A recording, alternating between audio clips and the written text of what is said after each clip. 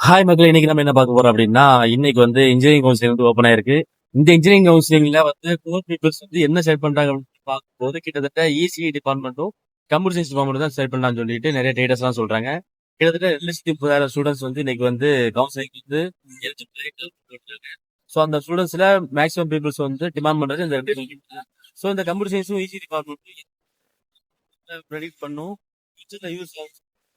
நீங்க அதை கத்துக்கோங்க. நீங்க கால்பர் பண்ணி உங்களை கவுன்சிலிங் வந்து கால்பர் பண்ணியிருந்தாங்கன்னா, உங்க லைஃபுக்கு தேவையான டிபார்ட்மெண்ட்டை செலக்ட் பண்றதுக்கு முன்னாடியே ப்ரீவியஸாவே நீங்க இந்த டிபார்ட்மெண்ட் எடுக்கணும்னு சொல்லிட்டு கரெக்டா அந்த டிபார்ட்மெண்ட்டை செலக்ட் பண்ணிட்டு போங்க. அதே நேரத்துல எந்த காலேஜ் படிக்கணும்னு சொல்லிட்டு செலக்ட் பண்ணிட்டு போங்க.